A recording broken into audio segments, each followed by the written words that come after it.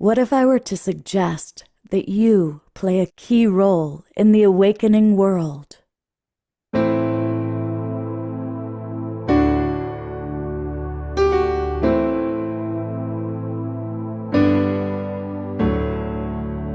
that you are watching this because you have heard the call.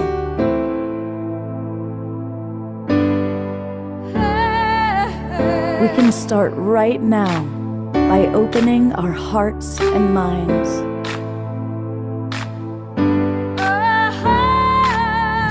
Welcome to the awakening world.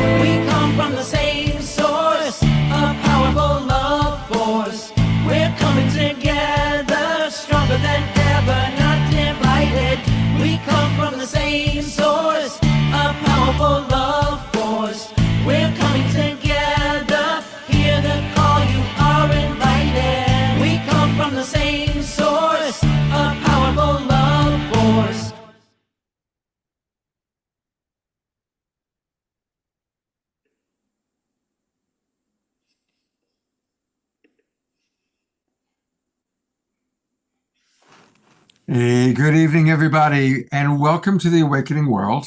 It's our Wednesday night edition, and we've got a really great show tonight. We're going to hear from Danny Sheehan, who is the man. We'll talk about, do a little introduction for him. We are going to see a pre-recorded video with Neil Donald Walsch and Steve Farrell. And then we've got a couple of really incredible programs that were provided to us by our friends at Humanities Team. But most of all, my good buddy Alan Steinfeld is here. Hey, Scott. When we're doing anything around what's happening with UFO, UAP, making contact, it is Mr. Making Contact, Alan Steinfeld, who's got to be with us. So, Alan, it's always good to make contact with you, Scott, because I think we're almost like 40 years, our friendship, isn't it? We're getting close. We're getting close to the 40-year mark. We practically grew up together, I know. But so much is happening in the UFO world. It is ablaze with information. And like you said, we're coming up this Sunday to UFO Global Disclosure Day. And Danny Sheehan's going to talk all about that. And we're going to comment on that because we're moving closer to the goalpost. We haven't scored the touchdown yet, but the way is clearing for truth to finally be revealed, hopefully. Absolutely. So we're going to hear from Danny. Alan and I are going to comment. We're going to hear your comments. Welcome Ashley Pfeiffer, a new and wonderful person. I've been wanting her to be on the show for a while. Yes. So, Ashley, she's awesome. Yes. But we always start with music. And we are very blessed to have Mr. Omar Shah with us. So, yes, that would brother. be me. And I'm excited. This is a duplicitous show tonight between New Realities and Humanities Team. And I'd like to welcome everybody who is watching on Alan Steinfeld's YouTube channel, or is it Facebook? And Facebook and YouTube, and of course Humanities Team. And here's a song called Contemplate, because we have a lot to contemplate right now, right? I think we do.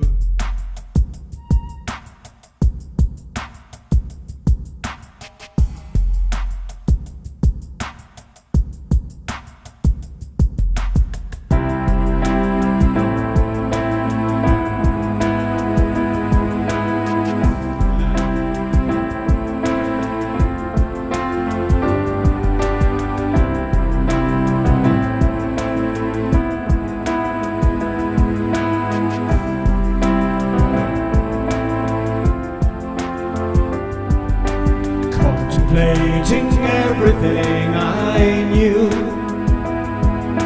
Seems as though there's not much left that I would hold on to.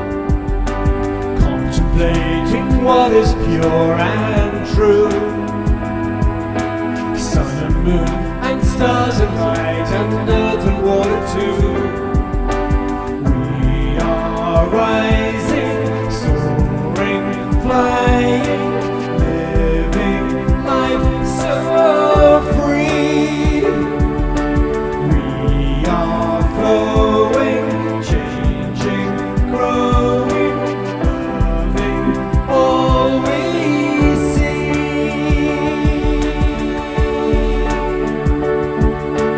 Glad to know we're coming home again. Open hearts and open doors and open minds and loving friends. Look at the one who's standing by you now. Destiny is in our hands, so leave the density behind. 'Cause we are rising, soaring, flying, living life so free. We are flowing, changing, growing, loving all we see.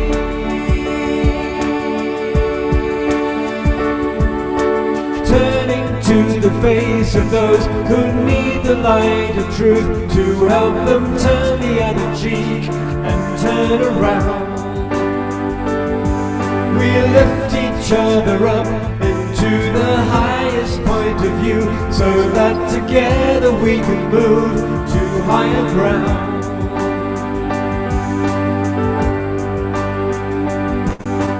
Contemplating everything I knew, seems as though there's not much left that I would hold on to. Glad to know we're coming home again. Open hearts and open minds and open doors and loving friends, 'cause we are rising, soaring, flying, living life so free. We are flowing, changing, growing, loving all we see.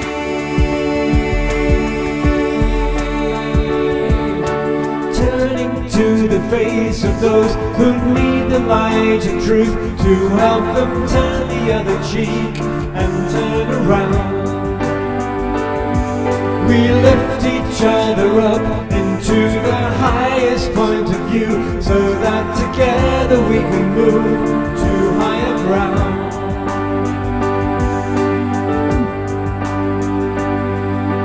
Contemplating everything I knew, seems as though there's not much left that I would hold on to.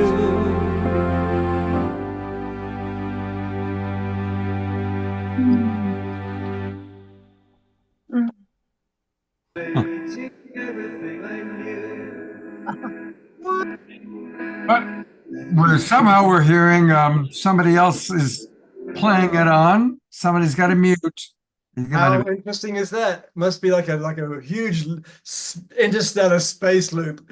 Exactly. But it's your multi-dimensional self. Well, it's the fact In that the Alan's with ultimate us. reality. When Alan is with us, we have every dimension tuning in, and so here we are. That's right. That's right. And speaking of other dimensions, I just want to briefly remind everybody that the wonderful thing we can do is we can support Omashar and our own listening experience by going to Bandcamp, omashar.bandcamp.com. That's where his 5 albums live, and get them. Let's support Omashar, and really, it's so good to listen to his music. It's, you know, especially those of us now that have been doing this for so long, we know his songs. And it's like hearing the Beatles, you know, when a Beatles song comes on, it brings back this sense of love and hope and inspiration. And it's, you are the Beatles of our time. The metaphysical Beatles. Well, I appreciate that. Thank you very much. John and I, we go back for minutes. So there it is. Well, sure. Go It's ahead. got, it adds a professionality to have like a house band there and a consistency. I know you like to have lots of musicians, but Omar Shah is, because he's a professional and because he's there for every occasion, it just adds so much to the show. Thank Yeah. you, Alan. I love you too, brother. See you later. Absolutely. Well, actually, stick around because I'm going to share a John Lennon story. This is a really cool thing. The story of the meaning of I Am the Walrus. Mm. Now, we've all listened and wondered, what does it mean? What does it mean? Well, it turns out that when John Lennon was in junior high school and senior high school, he was a naughty, naughty boy. And he had a English teacher that he did not get along well with at all. Beatles, he gets kicked out, had trouble with his teacher. Okay, 10 years later, the Beatles are the Beatles. And he discovers that this English teacher is bragging about how he had John Lennon in his class and he taught John Lennon and they're studying the Beatles songs. And so he literally wrote I Am the Walrus as a FU to this teacher saying, fine, try and figure out the meaning of this when you're, going through it with your kids. So that's the story Right. of the walrus.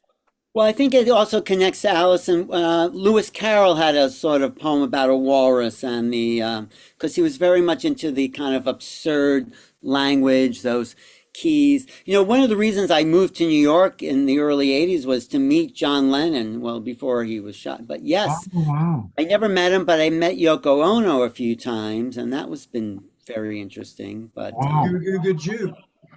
what's that? Goo goo goo Jew. Expert, smoking chokers. Don't you believe? What is that? Joker smiles at you. Something like that. Right, right. That's very Lewis Carroll. Right there. It's like down the rabbit hole. Yes, the Walrus and the Carpenter, exactly. I think that's an allusion too, because he was very well read in kind of the absurdist language that had, secrets in it. So yeah. And just to prove that I'm an illusion. Susan Blomquist writes, I think that Omar Shah has the essence of John.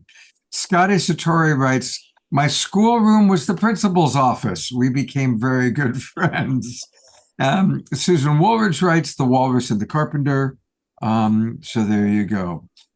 All right, let's talk about Danny Sheehan. Because we're about to play the video and I'm going to read a little bit about him. This guy is amazing. Harvard Law School, Harvard Divinity School, a trained constitutional litigation attorney. Mhm. For over 5 decades, his real work has been as a federal civil rights attorney, author, public speaker, and law school professor. And he's all been about exposing the sources of injustice in our country. This guy represented Karen Silkwood, who was later murdered, and they made a movie about her with Meryl Streep. He represented the Pentagon Papers, Daniel Ellsberg. He represented the Native Indigenous people at Standing Rock. He is the guy, and now his involvement in UFO, or we now call it UAP, disclosure and transparency, dates all the way back decades to the Carter administration. He was friends with Jimmy Carter, and he's been on this in the absolute center of the UFO world as it relates to government disclosure for 50 years. Well, Scott, he was asked by Jimmy Carter to investigate some papers in the Pentagon during that his administration. He found this UFO file and he took pictures of it. And he actually took that file out for Jimmy Carter, this secret UFO file. And so that opened Danny to the fact that, wow, there really is something there. And then in the 90s, he defended John Mack at Harvard after John Mack wrote the book Abductions, and Harvard said, you can't talk about alien abductions at Harvard, and they wanted to get rid of him. Danny Sheehan came there and some other lawyers and basically said, no, John has the right to freedom of speech. He may not agree with your opinions, but this is this is what John feels is true, because John was a psychiatrist, the head of the Harvard Psychiatry Department. And he said, these people are not crazy. They're having a real experience. And Harvard didn't like that, but they couldn't do anything about it. So Danny's been in the UFO field, since the 70s, the 90s. He's Lou Elizondo's lawyer. And Lou, of course, wrote this best-selling book, Right Out, Right Now, where he reveals the truth as he knew it of the UFO phenomenon. Lou Elizondo was central to this whole disclosure. I just want to read one thing that Lou says here in the book. Whether you had a UFO experience or aware of the facts, you should feel, what does it say? Sorry, let me just say. Whether you have a UFO experience, that you should be known by all, you should feel that your voice has been known. And when governments lie to their people, all of democracy is at risk. Keep the faith. We hear you. And that's sort of why he wrote this book. Because, Wow. And there's a lot more in here about his own experiences with orbs and how he went public. For the first time, he risked his job. He got threatened.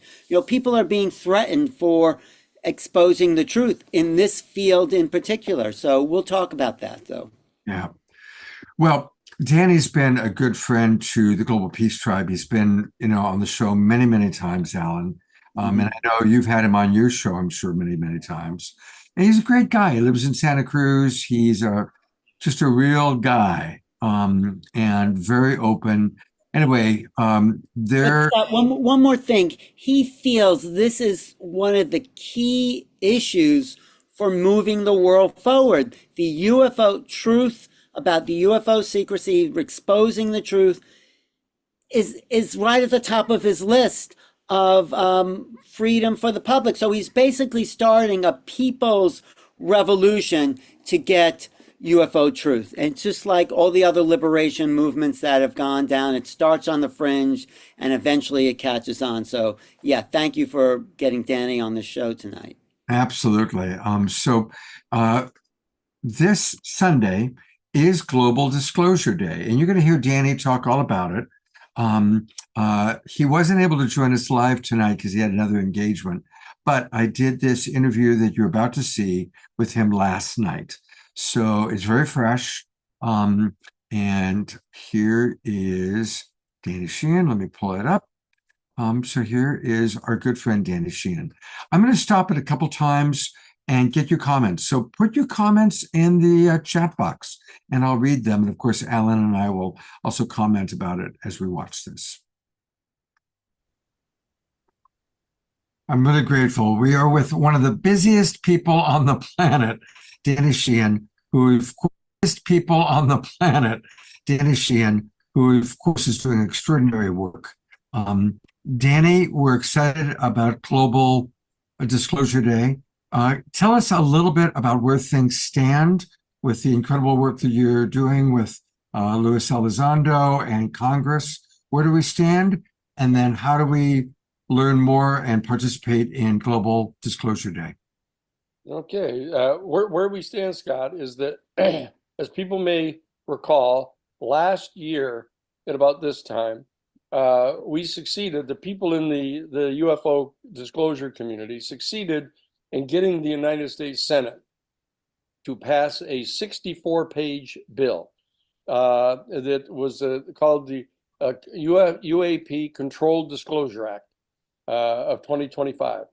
And it was designed to, number one, order all 6 of the United States military services, all 18 of the United States intelligence agencies, all 32 of the United States Defense Department agencies, and every single one of the private aerospace corporations that were military contractors to gather all together and compile in one place every single document, every single phone call, every single note, every single report that had anything whatsoever to do with the UFO phenomenon or ETs, the extraterrestrial life, to gather them all together and put them together and have them ready to deliver immediately on October 20th of 2024. that is this coming Sunday.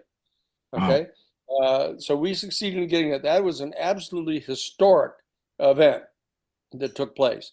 That bill was passed by the United States Senate Intelligence Committee 17-0, which means that every single Republican and every single Democratic senator supported it. It passed the United States Senate, with 90 of the 100 senators voting for it, sent over to the House. And then what happened there was that there were 3 people that were opposing it.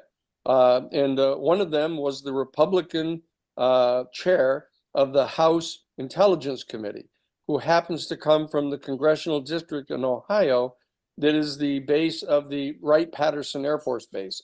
Wow. Which is, as we all know here, is where the crashed UFO debris was taken from Roswell. Right. And has been for decades a center of the effort to back engineer UFO craft. Okay. The other person was the Republican chairman of the House Armed Services Committee from over in Alabama, where the Redstone rocket range is, where they're trying to actually utilize the back engineering to try to transform it into a weapons delivery platform at the rocket range. These 2 guys basically stuck their finger in the eye of the United States Senate and the rest of the people in the House, and got the Speaker of the House, Michael Johnson, to refuse to put the whole 64-page bill onto the floor for a vote. But we responded by coming in and mobilizing all the people in the House of Representatives. Of the 435 members of the House of Representatives, we had like 430 of them supporting the bill. Wow. But Johnson agreed to only put 23 pages of the 64 pages up for a vote.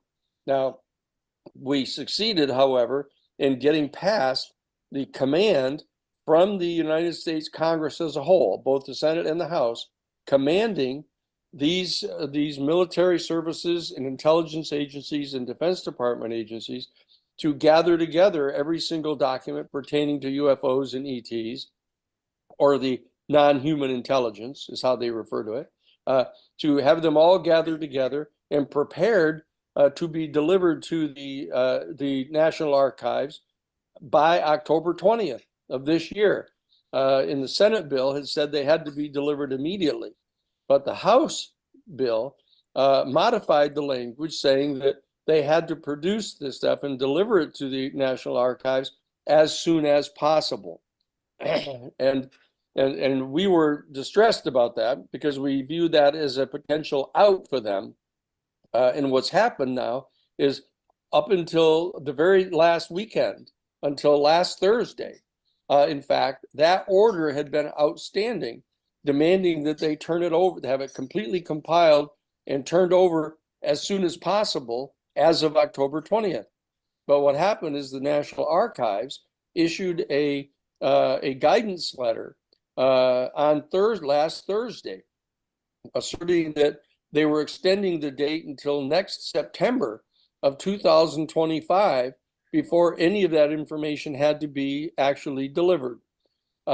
So what we're doing now is we're organizing, very importantly, to get a hearing held in the United States Senate and a hearing held in the United States House of Representatives in November, so that we can confront this effort on the part of the opponents of disclosure to delay. And so what we're trying to do is get the issue raised in 2 hearings, one in the Senate and one in the House. We have succeeded in getting the House and the Senate to agree to hold hearings. Okay, we're now working on getting the agenda determined so that they will in fact confront this long delay and try to shorten the period during which they have to turn this information over. Next, we are trying to get put on the agenda of those 2 hearings. We're trying to get put on the agenda the latest information that has been made public now, naming the top secret program pursuant to which they have been trying to back engineer UFO technology and actually attempting to forcibly bring down UFO craft so that they can get their hands on this technology in a non-damaged form. That this program is codenamed Immaculate Constellation. We've now secured the code name for the program. Wow. And we have a number of people from deep inside that program who are willing to talk to Congress, specifically to the Senate Intelligence Committee. And we're trying to get the hearing that is going to be scheduled in the Senate. Is going to be chaired by Senator Christian Gillibrand from New York, to put this issue on the agenda so that we can confront them not only for declining to produce the records that they were originally commanded to produce on October 20th of this year, and also to confront them about this program. I'm going to stop for a moment because I want to bring Alan on if he turns on his camera. And Alan, if you can hear me, because I know that Alan's got a really important piece about this. But this is huge. Yeah, good. There you are. Okay. So Alan, tell the audience what you know. The Immaculate Constellation program came out because this reporter, Michael Schellenberg, had just written an article in a newspaper, online newspaper called The Public. And he broke that story, and now everyone's talking about the Immaculate Constellation. I'm going to play a little clip of Michael Schellenberg, actually in an interview with Ross Coulter, talking about that I'm going to optimize the video, and we'll see how that comes out. Do you see that, Scott? Yes, we do. Anyway, there's been death threats for anyone who mentions the name before Schellenberger came out. So this is Schellenberger with Ross Coulter. He says here. It's an incredible story. So a new whistleblower has come forward with a written report that this person has shared with some members of Congress and with me, and the report is quite extraordinary. It says that there is an unacknowledged special access program called Immaculate Constellation, which is the parent program, is the language used for exactly what you said, UAP, crash retrieval, reverse engineering. And this has been secret for probably 40 years or more. They have a program for crash retrieval, reverse engineering, and it's finally coming out. And apparently a very large database of high quality photographs, videos, infrared videos, apparently much more sophisticated documentation of many more UAP encounters than have been released. And so the article is really about the allegation that this program exists and that it has been withheld from Congress illegally. I hope at some point it does. Illegally, that's the crux of Schellenberg's article. There's another minute on this, Scott. Do you want to go ahead and play it. Okay. He's a very key reporter in this whole thing, and that's Ross Coulter is also important. It's become public. It's a fascinating, there's much more in it than I could summarize in the article, but there's just a fascinating description of different UAPs that we've all heard about, orbs and tic-tac and discs and triangles and boomerangs and all the different, you think about the Phoenix Lights. And so if you have some familiarity with the big UAP cases, it's very striking to see that there is a database of UAPs captured apparently by the Defense Department and the intelligence community in a database that Congress, at a minimum, the Gang of Eight should have access to. Yeah, the report. So I have the report. It's, I think it's 25 pages. It's very well written. This is a professional, somebody whose job it is to interpret information and evidence, somebody who obviously feels a moral duty to the Constitution. Similarly to David Grush, this is a person who obviously loves their country and is patriotic, and does not feel that this information, if it got out, would undermine national security. I hope very much that the report, that some version of it can be made public, because this is taxpayers paid for this research, as you mentioned, over many decades. And so that's part of it. It's not so much about aliens, it's that stuff is going on behind the government with no congressional oversight. This is Schallenberg's argument there. And I have some of that. And what Danny was talking about, let me just show you this other little thing here, Scott. He was talking about what's been called the Schumer Amendment. And it was proposed last year in 2023, and it was voted down. And Schumer came back with a bunch of other people and proposed it again. But he's saying the American public has the right to learn about technologies of unknown origins. And Schumer himself says non-human intelligence and unexplainable phenomena. And this is what's being demanded in that bill that Danny's talking about. So there's a lot on the table, and we're at the threshold of a new era. This is why we're in such an interesting moment in history. It's the time we wake up and feel we're part of a bigger cosmos. And that's why I wrote this book, Making Contact, because it's time we realize that life is an emergent property of creation. We're not alone in the universe, and that consciousness is the key to our future. So it's like that. Thank you so much for providing that Yes. additional input. We're going to go back to Danny in a moment. And again, somebody asked, I did this interview with Danny last night. Okay. So it's about as fresh as can be. Here we go, back to Danny.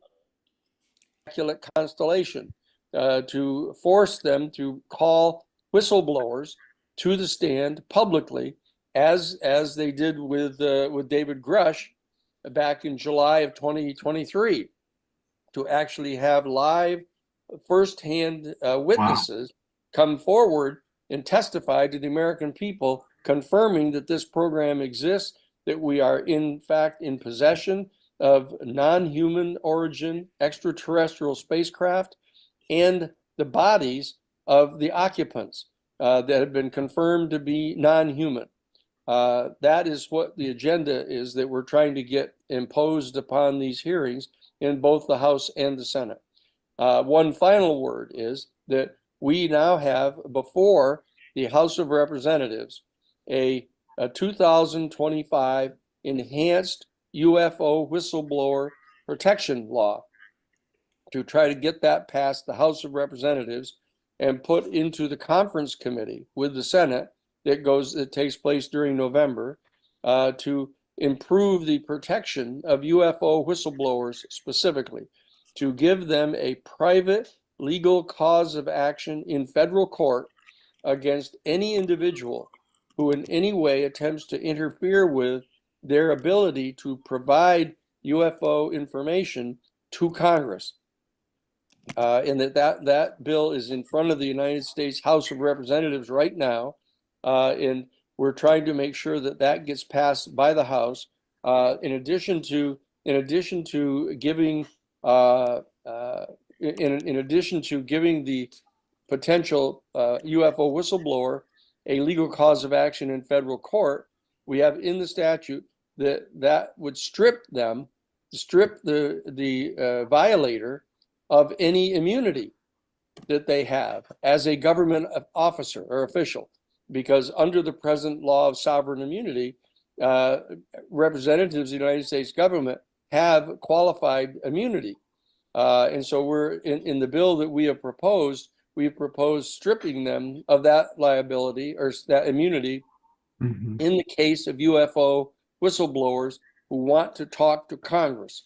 So that's where we are right now. That's the status of things as we go into our October 20th Global Disclosure Day, where we're going to be having a nationwide, worldwide telecast from the New Paradigm Institute on October 20th starting at 10.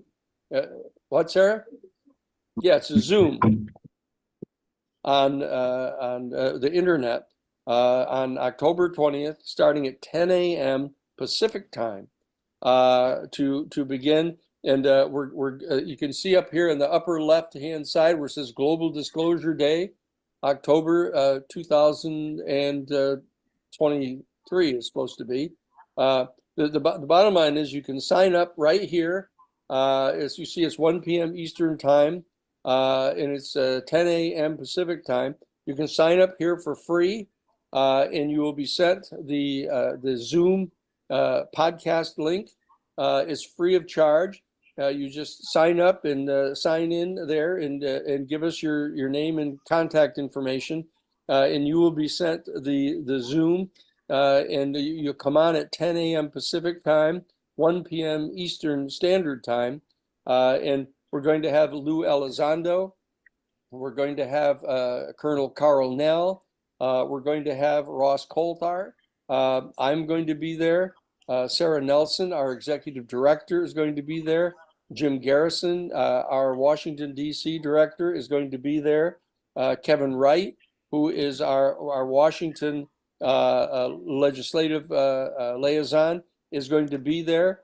We're going to have all the people that you can see listed here are going to be speaking, and we're going to be announcing Rich Hoffman, who is a member of the Scientific Coalition for UAP Studies, is going to be there. And we're going to have a board member from the MUFON who is going to be present and going to be announcing a potential upcoming partnership between the New Paradigm Institute and MUFON to set up in every one of the 435 congressional districts around the country a chapter of Citizens for Disclosure, who are going to be mobilizing and communicating with their United States senators and their House of Representatives members to compel full disclosure of all the information that our United States government has relating to the UFO phenomenon and the extraterrestrial civilization that is responsible for the UFOs. That's what we're doing on this coming Sunday at 10 a.m. Pacific time. How long will the program go for, do you think, Danny? The program is going to be a 2-hour program. Okay. So we're going to have presentations made by all of these people, which is going to include we have Citizens for Disclosure operational already in 43 states. Wow. We're not going to have representatives from all 43 there, but some of those that are representing we have, for example, we have 650 people in our Citizens for Disclosure group in New Mexico, in Albuquerque. So the head of that particular Citizens for Disclosure group is going to make a presentation. We're going to have representatives from Montana and across the country. And we're going to have representatives from Citizens for Disclosure from other countries, from Sweden and Brazil, in other places. So this is going to be a great celebration of how far we've come so far, and going to be the inaugural convening of an annual Global Disclosure Day, which is going to be analogous to Earth Day, so that every single year on October 20th, which is the date that was scheduled to release this information to the public, that we're going to be having a Global Disclosure Day to give updates to everybody on the increasing numbers of people that are joining together to demand from our government and the governments across the planet that they all disclose the information that they've had for decades pertaining to the UFO phenomenon. This is going to be an annual convening of people, and we're going to be at the New Paradigm Institute able to bring on for them the leading people involved in the disclosure process, just like Lou Elizondo and Carl Nell and Ross Coulthart and myself and others, to be able to give everybody a current update as we do daily on our New Paradigm Institute website. Fabulous. Well, thank you, first of all. I'll be there. I know a lot of Global Peace Tribers will be there. Will this be recorded, and will the recording be available for those who can't join you live? Yes, yes. The whole thing is going to be recorded, and it will be available on our newparadigminstitute.org website. So I'm going to stop there for a moment and just make sure everybody's got the information on how to register. So if you go to the New Paradigm Institute, let me go back one step and show everyone. So for all of you watching on Facebook or YouTube, Alan Steinfeld's New Realities, go to newparadigminstitute.org, newparadigminstitute.org. And then up here in the upper right-hand corner, register for free. And that's where it'll take you to the link to register for Global Disclosure Day. I'm going to put that link into the chat box for all of our Zoom room friends. I'm certainly going to want to be there. And so it's from 10 a.m. to 12 noon Pacific time, 1 p.m. till 3 p.m. Eastern. And Kathy, she just said that there'll be a recording. So if you register, then you'll be able to find the recording of it.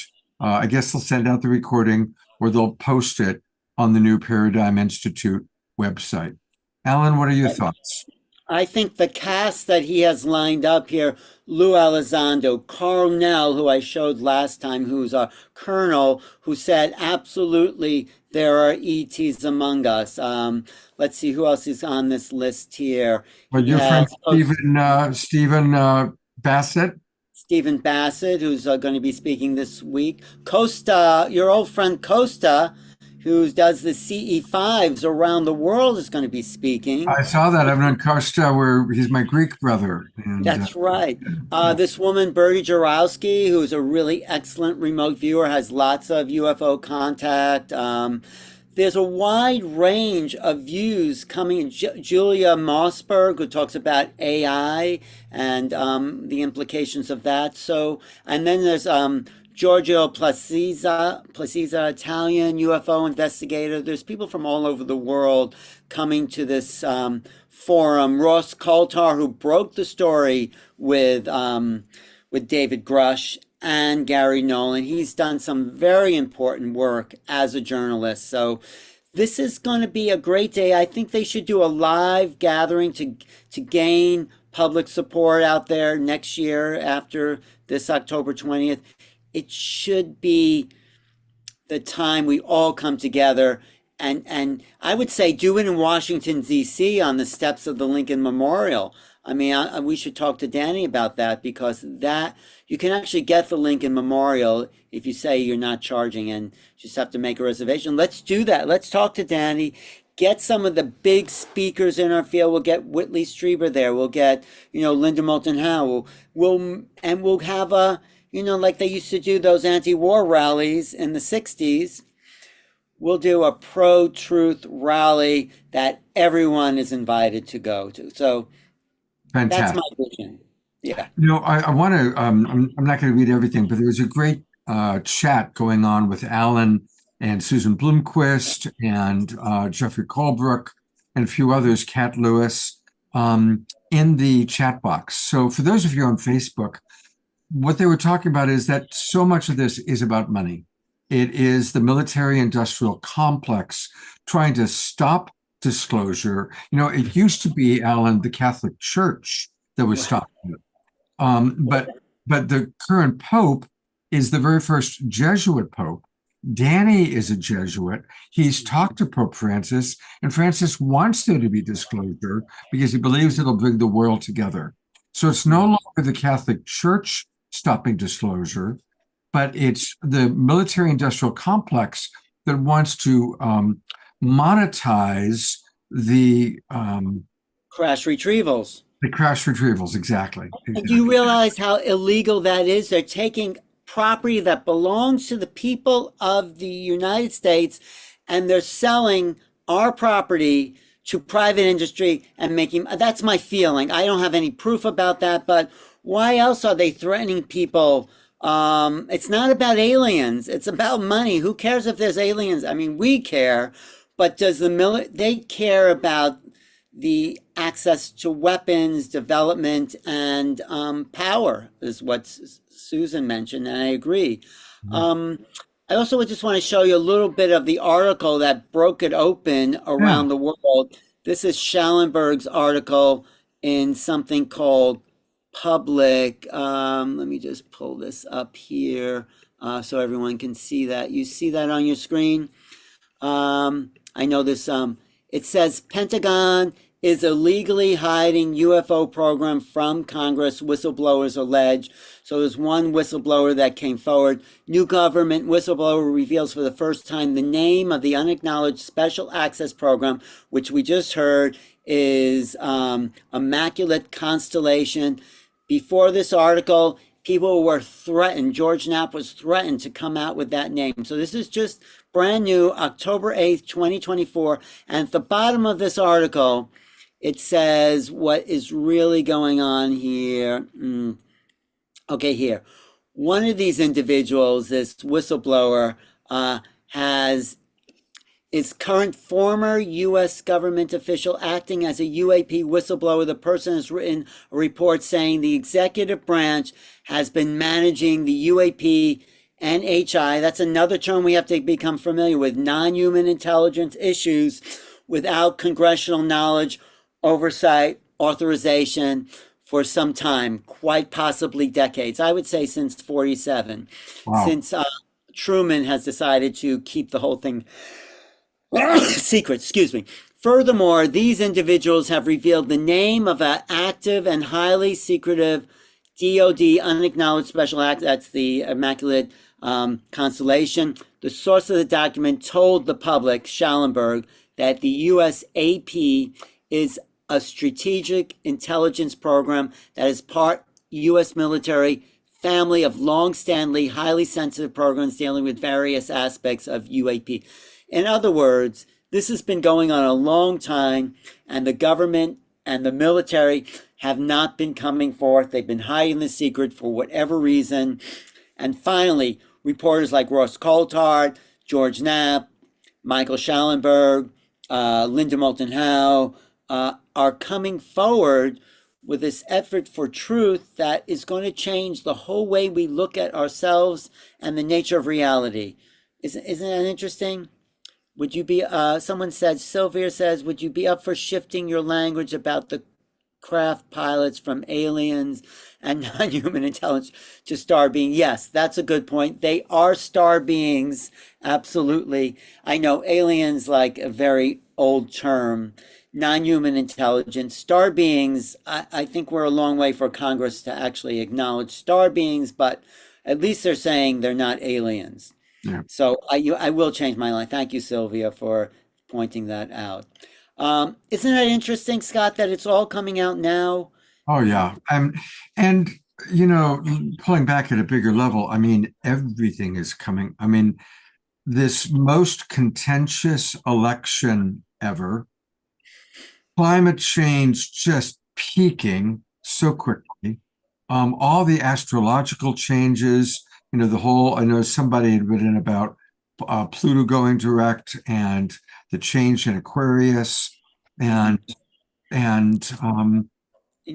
well, I got to introduce you to Ann Tucker, who's having this channeling with these angels, and she says there's a huge blast of light that's going to hit the planet, she thinks, by the end of 2026, and it's going to completely shift everyone's consciousness. We'll get her on the show, Ann Tucker, channeling the angels. It's very dramatic, and she's just an honest, you know, regular person who's getting these downloads. So I have an interview with her. Maybe I'll put that in the chat too. Yeah, and please, let's get her on the show for sure. Yeah. Yeah, but it's all happening now. We're reaching a threshold point. There's more UFO sightings than ever. Someone just showed me a UFO over the Empire State Building in New York City. I mean, there's things happening.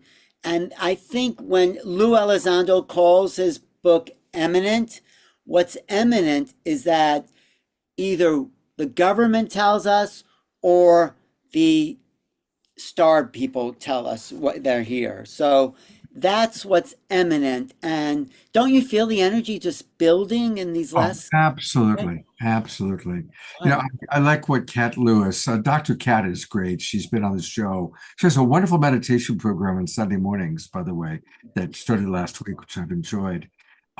Kat writes, the ultimate shift in perspective is to realize the outer world is inside of us. When we fully realize this, we will not harm anyone. And that's another way of talking about the oneness, you know, as we really expand our consciousness and remember that we are one with all beings, you know, what quantum physics teaches us, that we're just this ever-changing pool of molecules that just keeps changing form. And we really are one living, breathing experience of reality.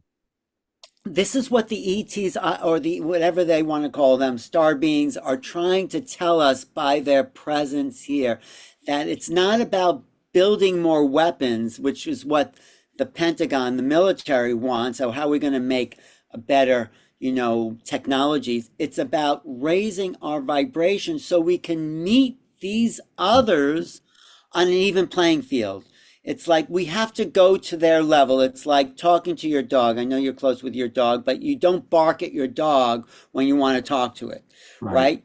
You talk at the level, maybe we're a higher vibration, or at least more sophisticated. That's what I think these beings want us to converse on, the frequency of a higher energy. And that's what they're waiting for. This is my opinion. They're waiting for us to grow up and meet them. They're not going to come down and, they're not here to invade. They're not here to take over. They're not interested. They are concerned with our nuclear weapons. You know that. There's been lots of. Well, and that's why the crash of Roswell happened. Yeah. And it's important to remember that in 1947, there was only one atomic bomb group in the world, and it was stationed, the 509th, stationed in Roswell, New Mexico. They were doing a tremendous amount of atomic testing in New Mexico. We, of course, saw the movie Oppenheimer, which described that. Right. And so there was a lot of UFO activity trying to figure out what was going on and probably sending a message. And one of them got hit by lightning and crashed. Or radar. Some people say there was high power radar that may have taken them down. Elizondo just heard, he's been talking about this publicly, that there were 2 crashes of UFOs in Roswell. One was able to correct itself and take off, and one was left to take to Wright-Patterson Air Force Base, which probably still has some of those bodies there. And that's what Grush is talking about. He says there are bodies that look like what we've heard of as grays. So, when I was producing the television show Strange Universe, our opening show was an interview that I did with Frank Kaufman. Frank Kaufman, I had been trying to get an interview with him for 2 years, back when I was working on Paranormal Borderline. Kaufman was the head of the CIC, which was the forerunner to the CIA. And he was stationed in Roswell because there was so much stuff going on. And when the crash happened, the first thought, because the government at the time didn't think it was UFOs monitoring us, they thought it was Russian spy craft. right. So we had the bomb and the Russians wanted to get it. So he was stationed in Roswell to ferret out Soviet spies. The crash took place. They thought it was a Soviet spy plane. He was one of the first people on the scene. And so he saw the dead aliens and the one that was still alive. And he did an interview with us. And he was dying of cancer. He had not spoken about this for all these years. He was dying of cancer and figured, okay, I might as well spill the beans. And that was our opening segment on Strange Universe. And what did he say about the aliens? What did they look like? 6 fingers, Oh, bald, and there was no panels on the dash. There was like no dashboard, but you could see where they put their hands, their 6-fingered hand, into a place and became one with the ship. And that's how they would pilot the ship. right. It's about consciousness. They merge with the ship, and They merge with the this ship. is, this is why consciousness is the key to understanding the UFO phenomenon. This is why the military can't explain what's going on, because they're not interested in consciousness. They're just interested in weapons. Although some people may now, the people who are coming forward, like Elizondo and Carmel and Grush, are opening up to the idea that there's something that about consciousness. Elizondo was a remote viewer. If you read the book further, he'll talk about. So that's the paradigm shift. It's not about non-human intelligence. It's about what our potential is as human beings, because we, I feel, are equal to them. We just have not activated our potential. Absolutely. That's This- right. We've got 5 minutes left of Danny. Let's finish with Danny. Okay, great. An Omashar song, and then Neil Donald Walsh. So, and more Alan Steinfeld for sure. So here we go. Let's complete with what Danny had to say to me last night. A website for people who are unable to make it live. Okay, great, great. Question I know a lot of people ask, is there a particular presidential candidate that those of us who want disclosure should vote for? Does it make a difference? Well, there would be but none of them have been nominated by either of the two parties. But they do exist. But the bottom line is that the presidential candidates and the major senatorial candidates and House candidates for the two major parties have not made this a make or break issue yet.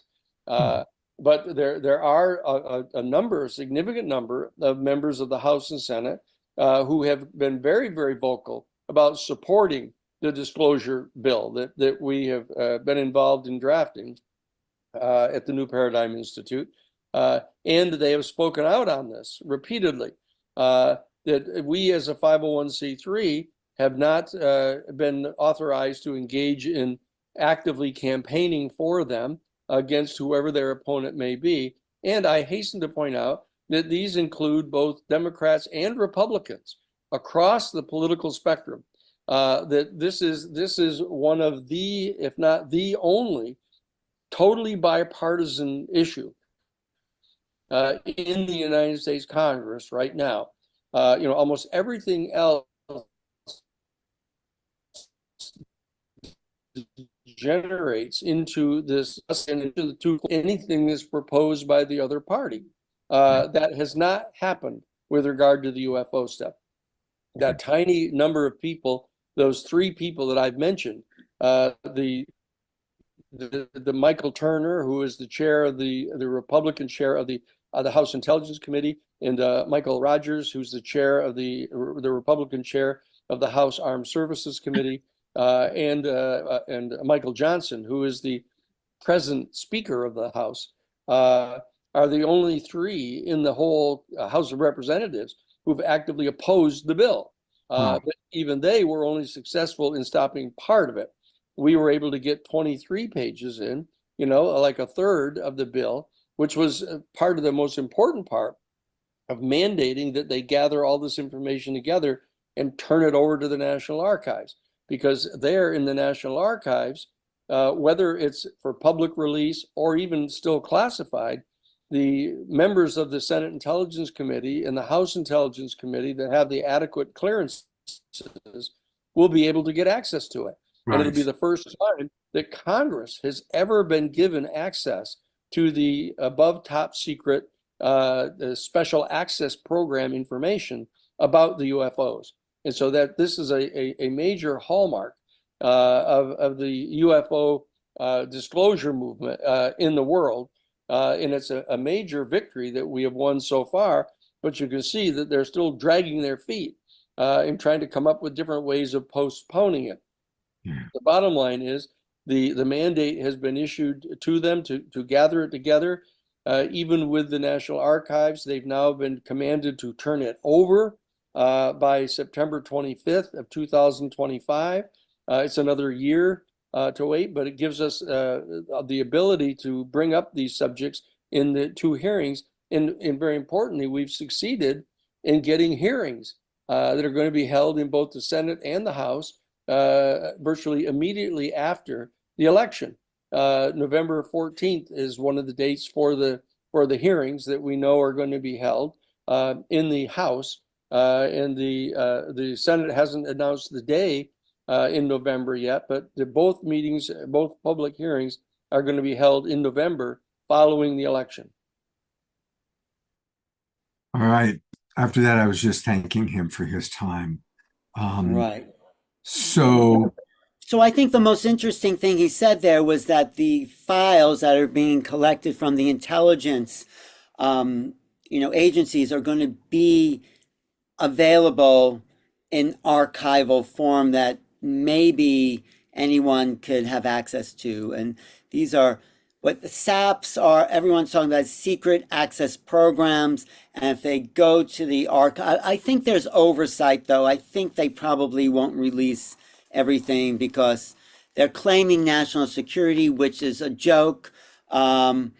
Because revealing the fact that there are ETs here doesn't threaten national security. It just threatens the state of national security. It threatens those who think they know what's going on. I think that's one of the big problems. Nobody knows why these beings are here, what they want. I mean, we have an idea about consciousness, but if you're looking at it from a military point of view, it doesn't make sense.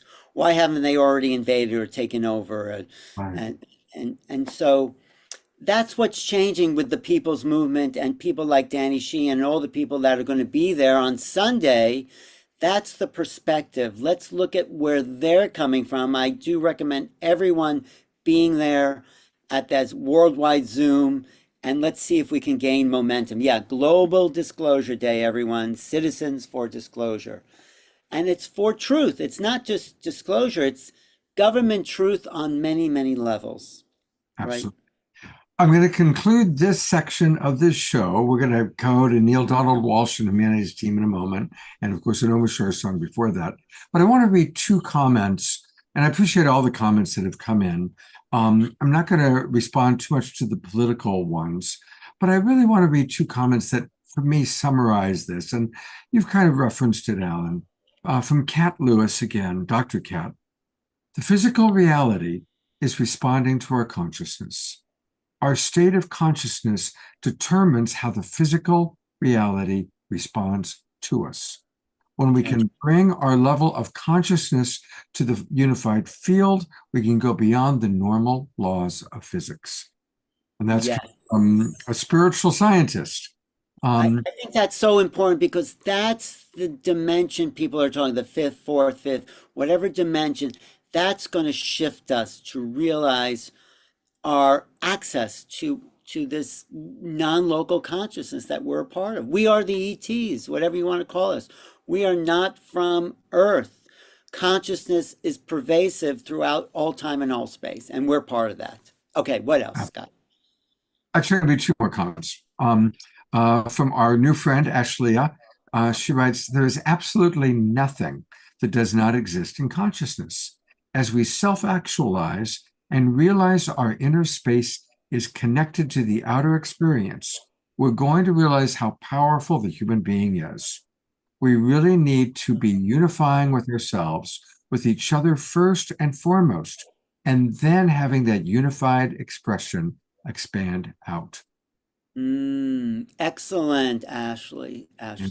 Yes, excellent. You know, Scott, we should do a show with Ashleah and Tara, my friend, Tara, because they both talk about grounding consciousness into the body and bringing that out as an evolutionary trait. So do it. Let's do that.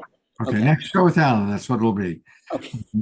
And just want to reference what Ellie wrote, talking about how we really are. These are our brothers and sisters.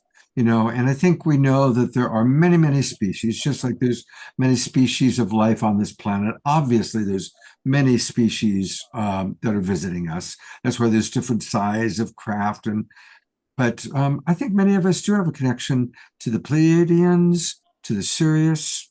Are you serious? Are you serious? No, I'm Pleiadian. Okay. So anyway, I just wanted to acknowledge that part.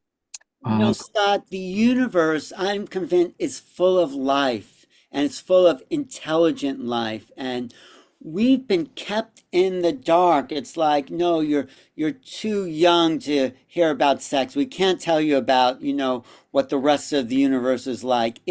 We're being treated like very little children by our government and military, like you can't handle the truth. Well, I think the time is now. So do you realize what an epic moment in history we're at now, Scott? Oh, absolutely. Yeah. Absolutely epic moment. That's why you do New Realities. That's why I do the Awakening World. That's why we're all together on Wednesday night talking about this, because this is it. This is what's really going on. That's incredible. So, all right. Thank you, Scott. Thank you, Alan, for joining us. Stick around if you want. We're going to hear from Neil Donald Walsh and some of our friends from Humanities team. And as our bridge, it's the Alpha Bridge Omega Man, our beautiful house musical artist, Omar Shore. Yes, indeed. And it's interesting because when I first came to the States a couple of decades ago, I was called a legal alien. So that discloses something right there, I'm sure. And me and Sting, right? Yep. And so, yes.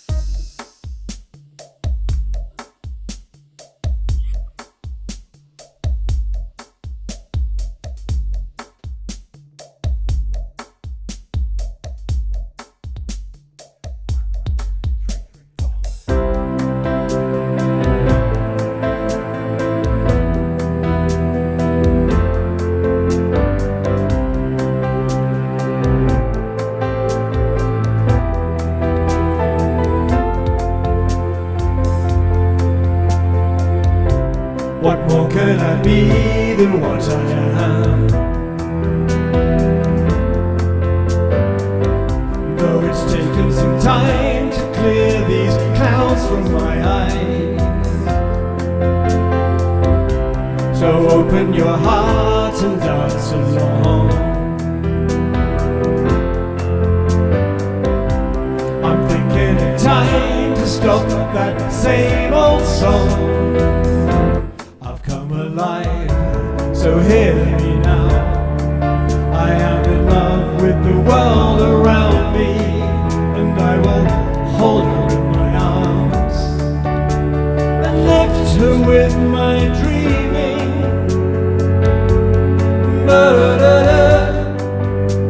And lift her with my dreaming.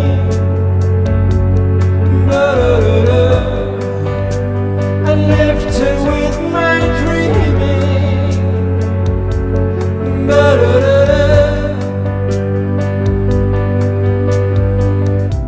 So don't try to hold me to what I was.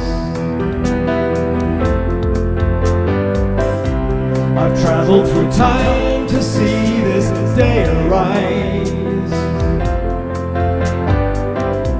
The love that I am is here for you.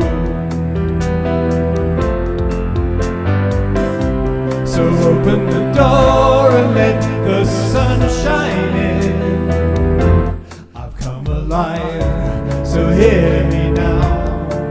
I am in love with the world around me, and I will hold her in my arms and lift her with my dreaming.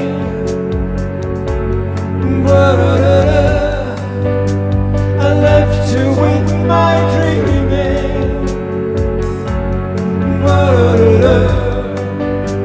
I lift her with my dreaming.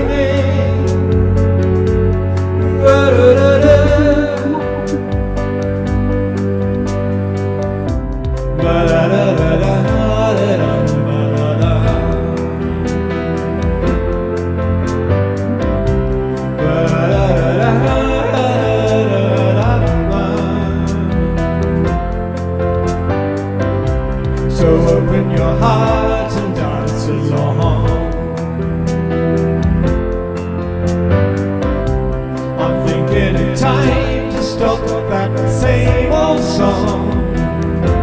I've come alive, so hear me now. I am in love with the world around me, and I will hold her in my arms and lift her with my dreaming. Ba-da-da-da-da. And lift her with my dreaming. Whoa. And lift her with my dreaming. Da-da-da-da. What more can I be than what I am?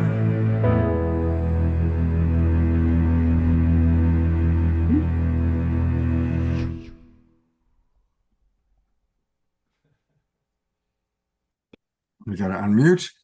I know. Well, this wonderful man. Let's And find I'm going to start down. today with this because we've got something very special. We have another birthday.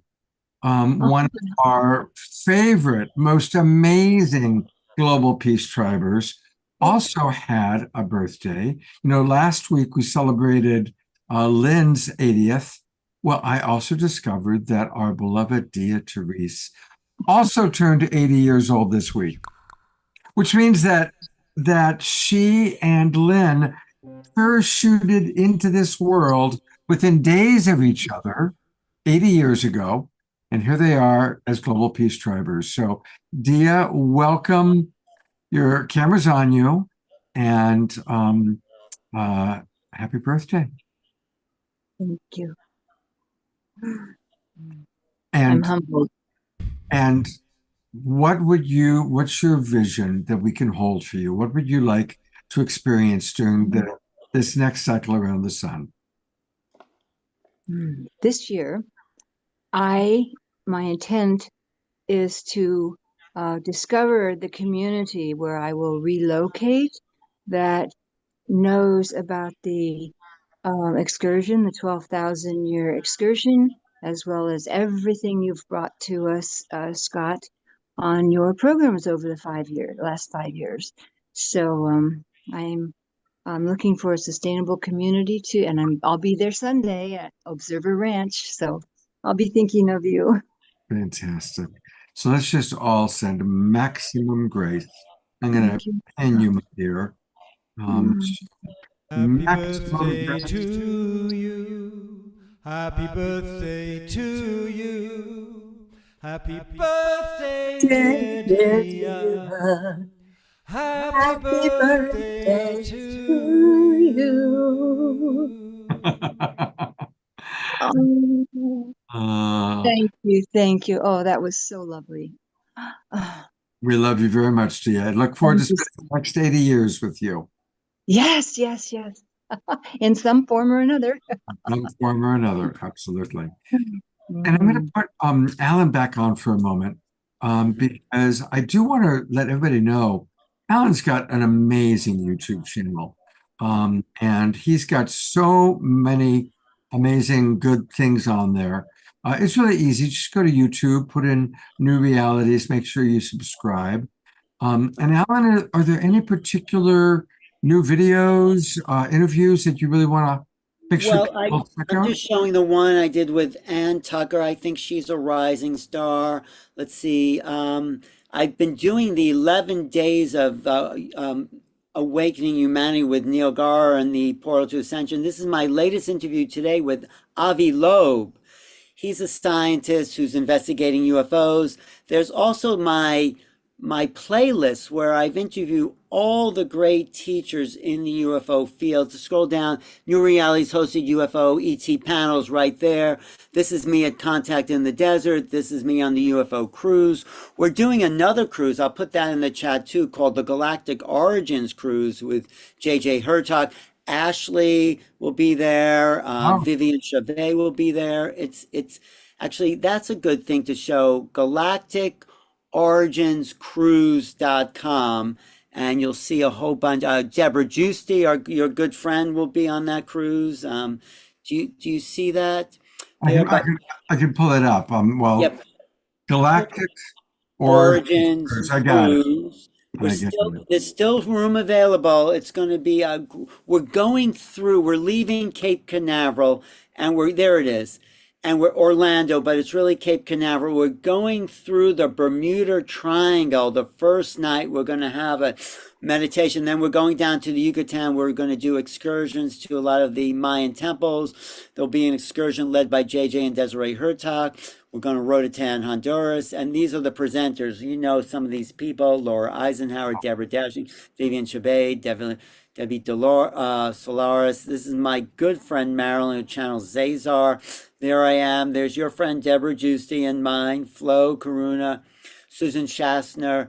Very good. This guy channels the Mantis. There's Ashley and JK Ultra, who's fantastic. I'm sure you know Susan Shumsky, Neil.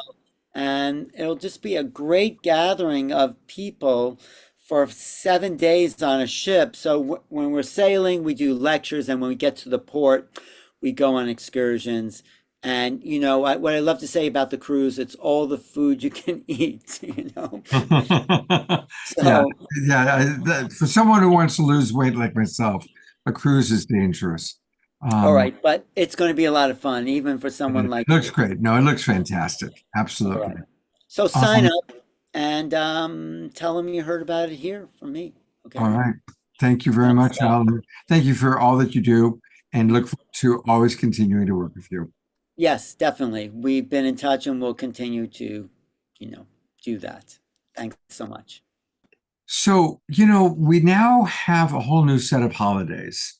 In addition to Christmas and Easter and New Year's, we've got International Peace Day every September 21st, Global Disclosure Day every October 20th, it's going to be. And for 15 years now, Humanities team has been doing a Global Oneness Summit. And of course, on Saturday night, we did a big show promoting that. And Steve Farrell sent me so many amazing things. I didn't get a chance to show all of them. And I'm not going to get a chance to show all of them again tonight, because this went longer than I thought, but it was great. But I want to let everyone know, starting this Saturday, October 19th, the Art and Science of Elevating Consciousness. Now, this is a free program. You can all join. I'll put the link into the chat box in a moment. But look at the remarkable people that they've got. And you know what I love? The very first person listed is Omar Shar. So they've got their priorities right. And then you get to Greg Braden, Susan Gleisman, Anna Dea, you've seen her on the show, Neil Donald Walsh, who you're going to see in a few moments, and many, many, many, many, many, many, many others. It's quite an incredible week. So 65 free panels. You're going to get just a little taste of a couple of those tonight. So I want to encourage everybody to join the Art and Science of Elevating Consciousness. It's the 15th annual Global Oneness Summit and Celebration. And that's what we're going to be honoring next on The Awakening World. And next being like now. So I know that we all love Neil Donald Walsh. He was on Saturday Night Alive many times. We even did an evening just with Neil. This is the latest that Neil has to say. It's a beautiful conversation between Neil and our good friend Steve Farrell. So I'll stop at about halfway through to read comments like we did with Alan. And here we go. Here's Neil Donald Walsh. The whole idea of Humanities Team came to me in a dream. There was no such thing, of course, but I awoke from a very real dream one morning in the early 2000s. And the dream was, in my dream, I saw the population of the Earth and all the conflict going on even then. And now, of course, it continues. We just can't seem to eliminate conflict from our experience. We'll get to that in a minute. But in any event, in the dream, I'm seeing, humanity in wearing different colored jerseys on a football field, on a playing field, soccer field. Some were in yellow jerseys, some were in blue jerseys, some were in red jerseys. And I was watching, and they were all fighting with each other. They were not just competing, but they were really fighting with each other. And in this dream, it's a very real dream, one of those dreams where you're aware that you're dreaming, that kind of a dream. They call it a lucid dream. Anyway, I'm in this dream and I'm thinking to myself, but who will be on humanity's team? Why can't there just be one team with everybody wearing the same color jerseys? Why can't there be a humanities team? Why does there have to be this team and that team and this team and that group and this group and that group? So I woke up in a start. I just sat up in bed and I went, my God, that's it. I got to create humanities team. I ran down to my computer on the lower level of my house, and I checked it out to see if anyone had taken the name humanitiesteam.com. No one had. I thought, now that's a sign, because every halfway decent domain name had been taken already. So I went ahead and I purchased humanitiesteam.com and .org and .whatever, .info, all of the permutations, all of the variations, so that no one could steal the name. Then I put a call out on the internet to see if anybody would be interested in joining me in creating such an organization and meeting with me in my home, as Steve remembered. And sure enough, a handful of people, I'm not talking 20 or 30, but maybe 6 or 7 people showed up at my house. We spent a weekend in my home in Ashland. Steve, thank goodness, was one of them. And there were 4 or 5 others of us just sitting around talking all weekend about how we could create, or what would happen, what would need to happen for us to create an organization called Humanities Team. And Steve just lit up the room. He just said, I'm in. And he threw his chips on the table. You know how you do when you're playing poker, all in. Steve was all in, and that's just what I needed. Nobody else had that. There was a lot of interest in the room, but nobody had that level of commitment. But Steve and I met each other in terms of our level of commitment, and we decided to create a humanities team. So I announced a major event in Portland, Oregon, and we had about 6 or 7 people there, or maybe 600 or 700, I forgot, but it was a large number of people who showed up.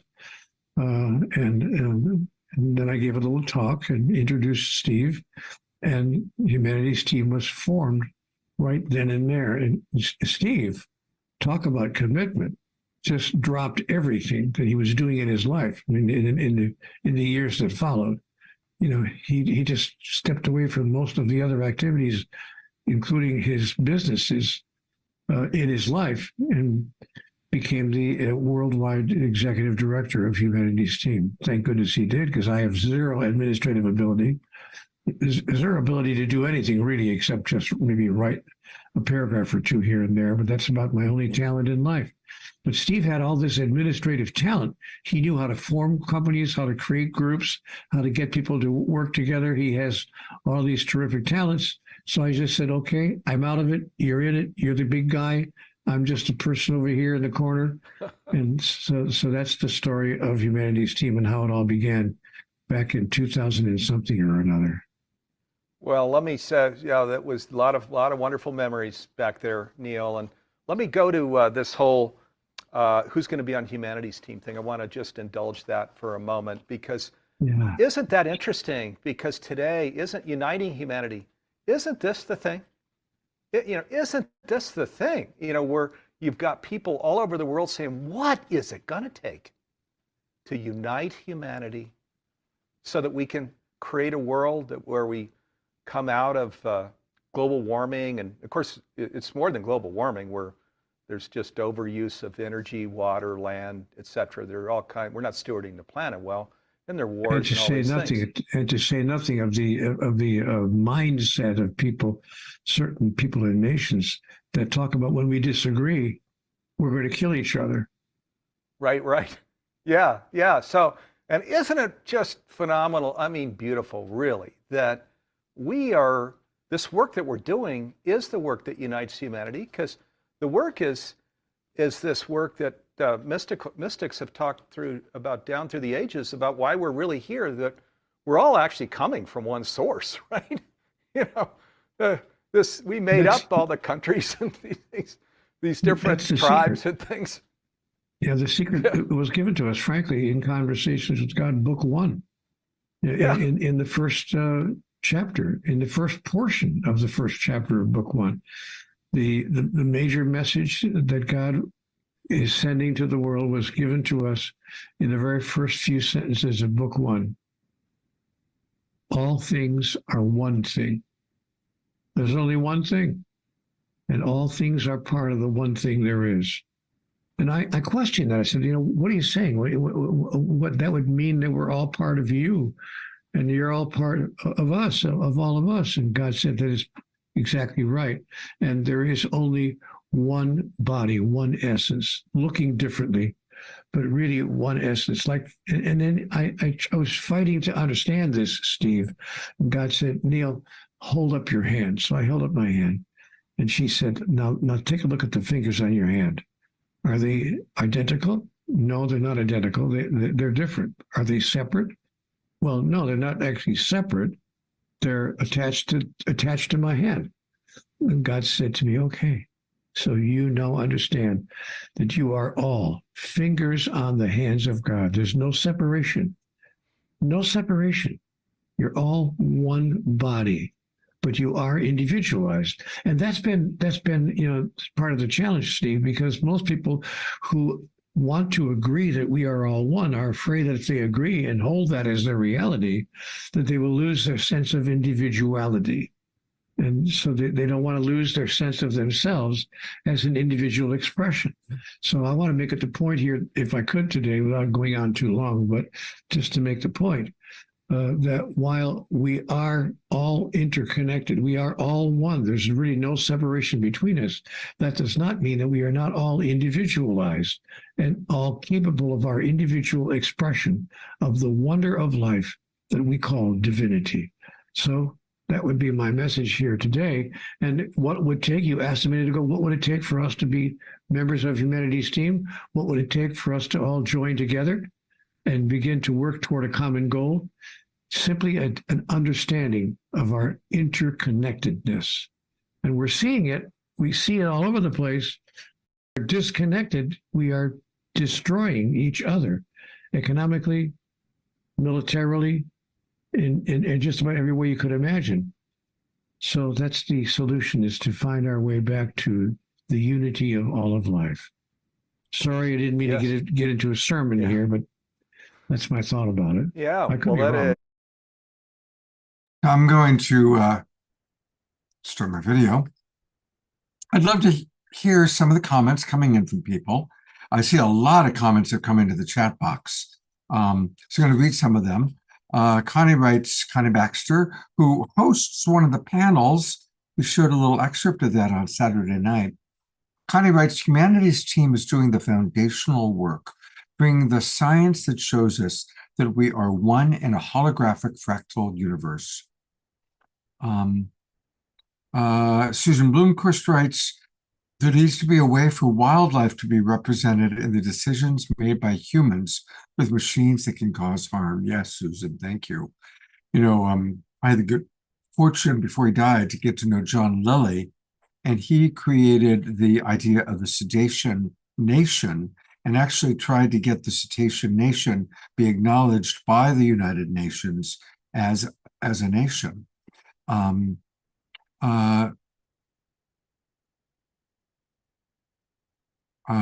Jeffrey Colbrick writes, thank you, Humanity's Team, for supporting the latest science from Nassim Harriman, the team at International Space Federation. Dr. Kat, also part of the International Space Federation team, writes, if you can't see God in all, you can't see God at all. That's a good one. Eleanor Troy writes, it's all so obvious, except when it's not. And a little more from Connie. She's talking about her panel. So you can watch her wonderful panel on the frequency of oneness and sacredness alignment with Dr. Phil, with Phil Lane Jr., Greg Campbell, Dr. Jude Caravan, who's amazing. I love Jude. I was actually on a Zoom with her this morning. And her husband, Connie's husband, Andrew. And that's going to be bringing indigenous and non-indigenous worldviews together.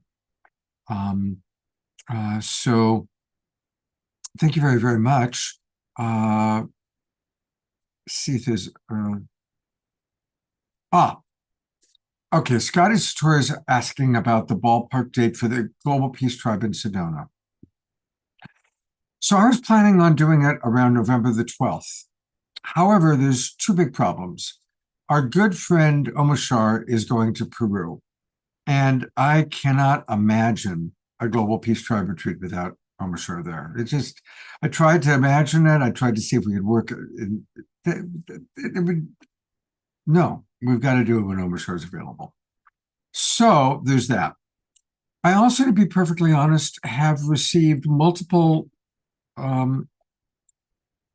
conversations with people that indicate that there could be a lot of very tense things going on in the United States shortly after the election. That's why we're doing a big unity show, is to help come back into unity.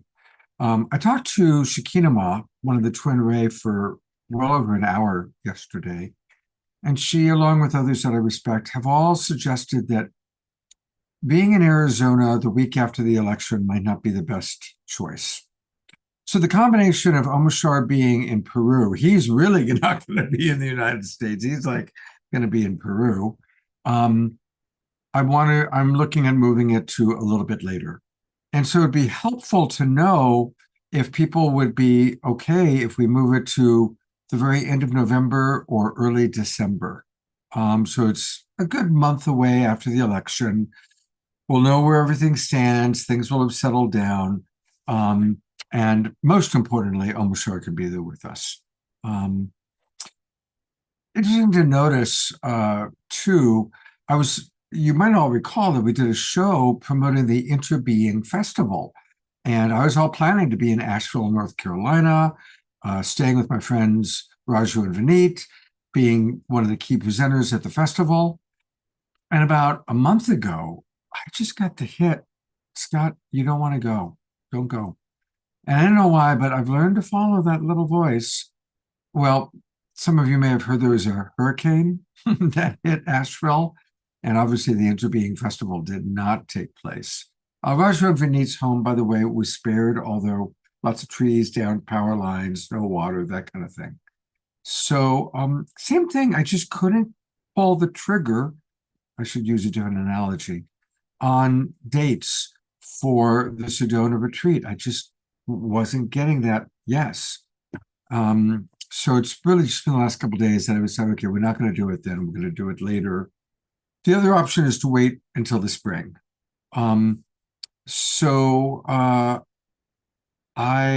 Roger's saying, why not spring, too close to the holidays? So that is true.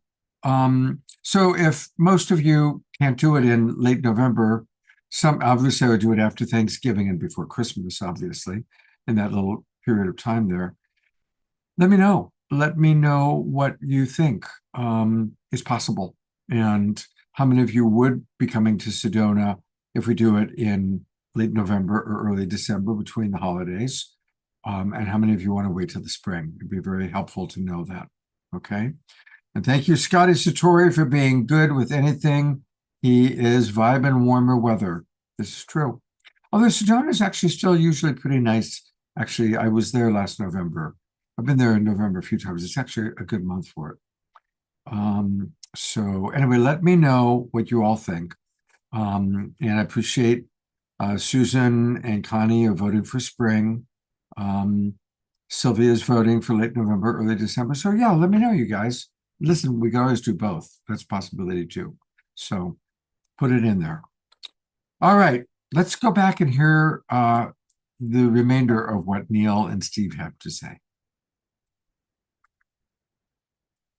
Of course, it's this is, and the world is coming together around this message. We'll talk about that. But first, let me just share, of course, we're coming out here this week from the end of the COP28 Dubai conference, right? So, which is all about climate change. And as we know, there's a lot of disappointment, as there have been coming out of these other COP conferences, where we're talking about, where we're in this level of consciousness. We haven't gone to a elevated level of consciousness, such as what Neil and I are talking about. We're in this separate level of consciousness. And no, you you stop this and you stop that and you stop this, and of course nothing is happening.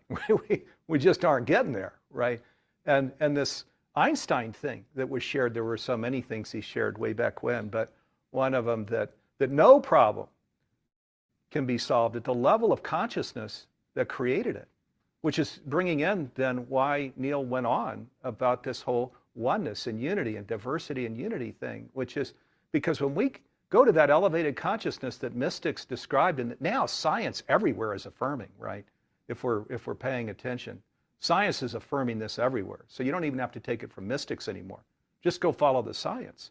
And where we understand that is the elevated consciousness, where we have awareness that, oh my God, like you said, there are fingers on a hand.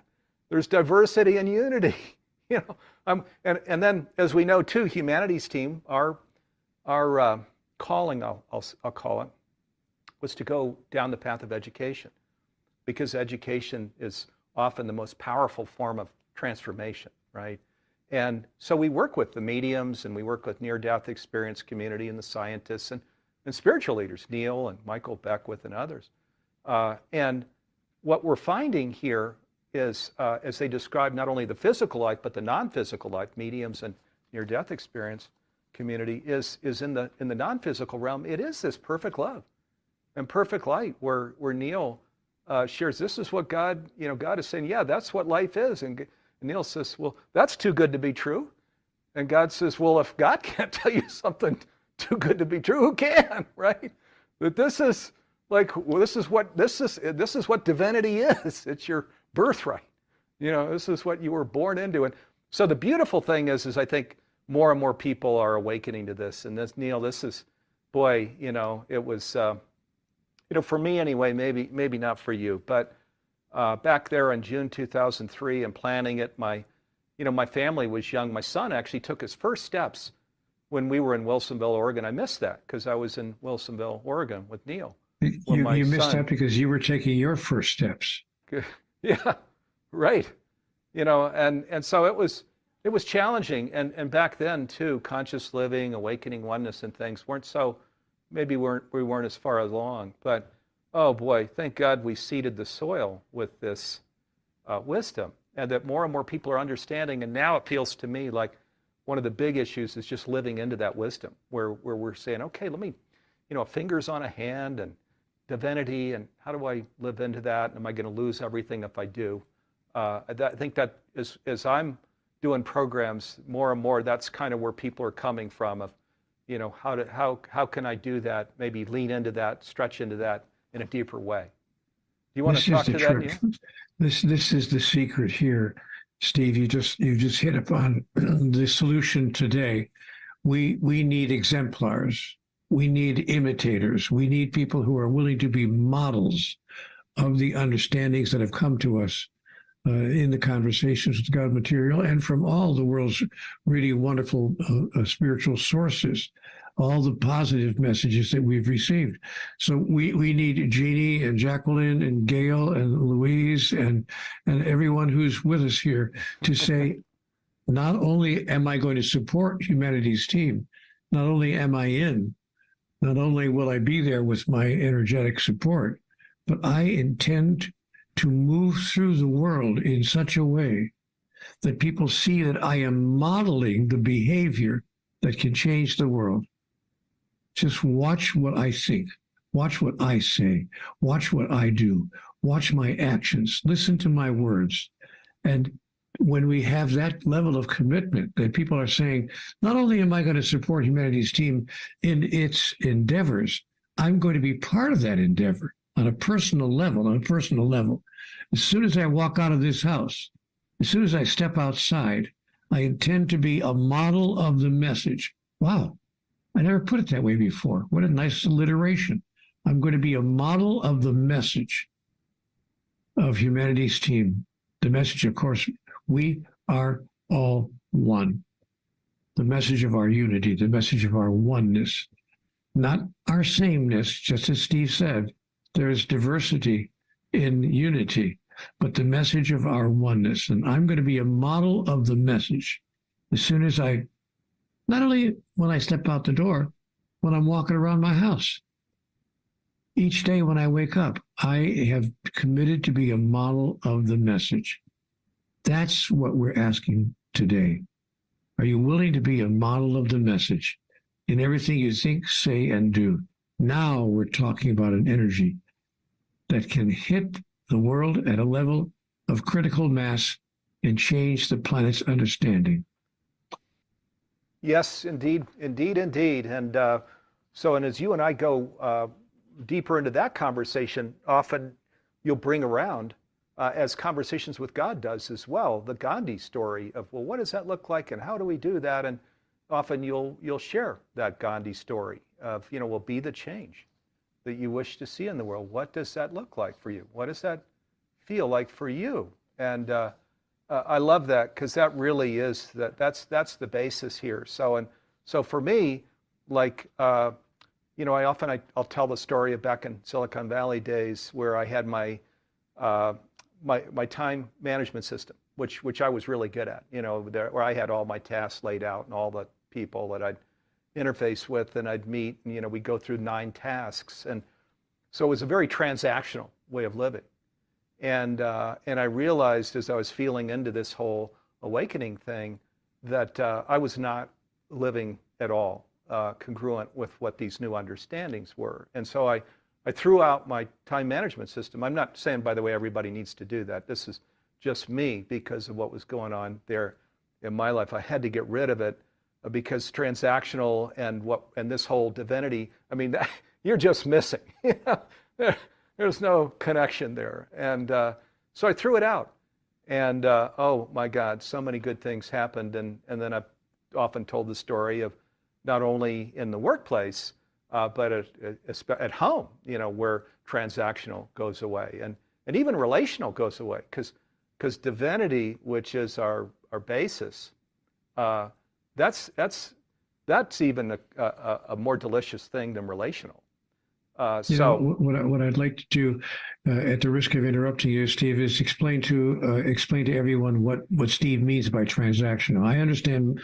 We think that everyone understands that, but there are some people who I don't understand. What is he saying? We think we have a transactional relationship with God. In other words, a tit for tat relationship, a quid pro quo relationship. You do this, I'll do that. You do this, I'll do that. And we call that love, by the way. That's what we call love. I will love you if you do this for me. You have to worship me. You have to honor me. You have to believe in me. And in some religions even tell us, and you have to come to me in a certain and specific way. And if you don't come to me in that certain and specific way, then I will have nothing to do with you. I don't really care how kind you are, how generous you are, how understanding you are, how sensitive and caring you are. I don't even care how forgiving you are. I don't care how good you are as a person. You came through the wrong doorway. So you didn't come to me in the right way. Therefore, I'm going to have to send you to a place of eternal damnation. This is what Steve is calling a transactional relationship. This is how nations transact business with each other and how companies transact business with each other. And it's even how individuals transact their lives with each other. You know what? We don't even know how to love. Well, I shouldn't say we don't know, but many people do not know how to even love the person on the pillow next to you without stepping out of that transactional relationship, without saying, you know what, we don't need to have a transaction here. I love you whether you act with me the way I want you to or not. This is not a quid pro quo relationship. I don't love you if, I love you because of who you are and who I choose to be in relationship to who you are, and I need nothing back from you in return. Can we, folks, let that be our question for the day? Can we believe in a God? This is theologically revolutionary. Can we even imagine a God who says, I don't need anything from you. I don't demand anything from you. I don't expect anything from you. I require nothing from you, nothing at all. There's no such thing as the 10 Commandments. You made that all up.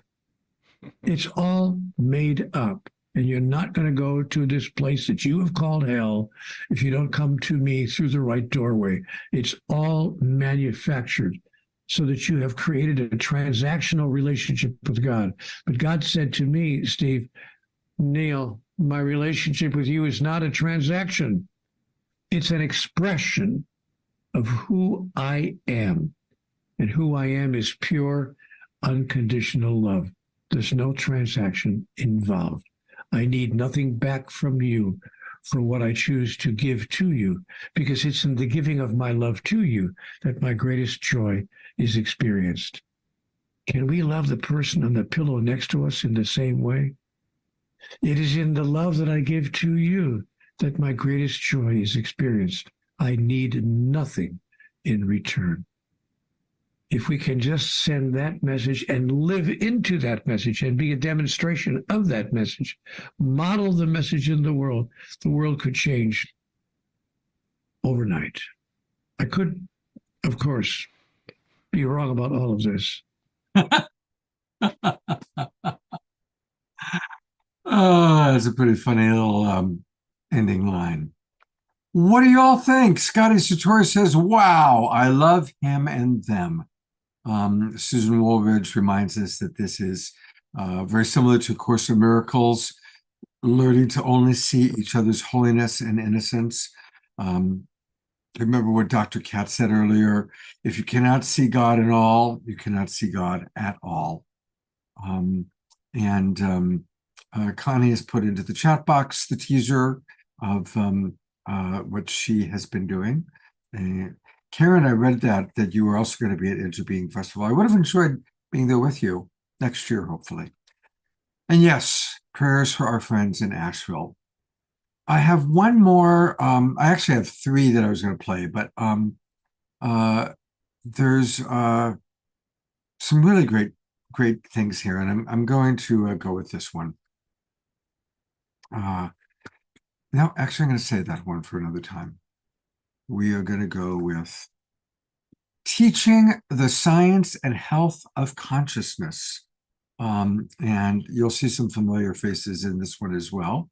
And then we'll conclude with a prayer, a couple of Global Peace Tribe announcements, and Omoshor's finale.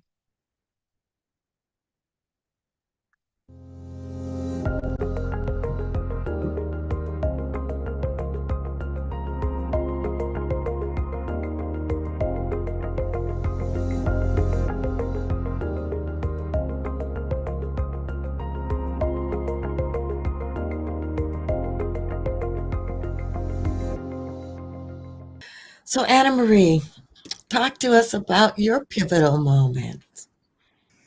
Yeah, so when I started out, I always thought I could tell everyone to exercise because that's going to solve all your issues. And then I realized, wait, there's this thing with nutrition and how food impacts the body. So I was like, okay, we got to exercise and we have to eat healthy.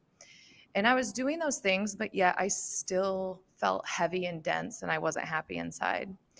And it wasn't until I started to get my mind right and started to what I call reprogramming my mind. And I couldn't really explain what was going on, but I started to feel things like come into my field, if you will. I always looked at energy when I was a kid. I could see it. And I would always talk to things. Everything was alive around me. And then I got made fun of for that. So I quickly shut that down. And once my grandfather passed away, the energy started to come to me again. I started to see different things. And as I started to continuously working with people through wellness, I started to see it's almost like miraculous healing. All I can say is people started to heal in ways that I didn't notice before. It was almost like what we would call a placebo effect. But it was like this belief system that I had, and I would have people in front of me, and there was just a knowing of what was going on with them and the things that we could do to work with them to begin healing. And it really, that stuff all was coming in as I was healing myself. And I can't always put it into words, but ultimately it was the soul, the spiritual aspect of me started to change the biochemistry of me. And I didn't have to do all these very specific things that are tactile and, exercise and eating healthy, which are important, but I could literally change my biology by shifting my thoughts. And that was incredible to me. And I started working with people to do the same. And yeah, by the way, there's some other physical things we can do that will enhance all of that. But that's where I started to really pay attention that I'm not my thoughts, but I'm the one witnessing my thoughts. And there is some unexplainable energy that lives within all of us that can help our physical bodies heal. And that's kind of the transition of where I came from to my grandfather, to working with people, to witnessing things that I'm like, I don't even know how to explain this. And having just that faith and that knowing that we're all here for a reason. And I think this is a great conversation to have. So thank you so much for having me today. Well, and thank you for being here. I knew when I had you on my podcast that I wanted other people to know about you, because the passion for the work that you do and the commitment is extraordinary. So I'm really grateful that you're here.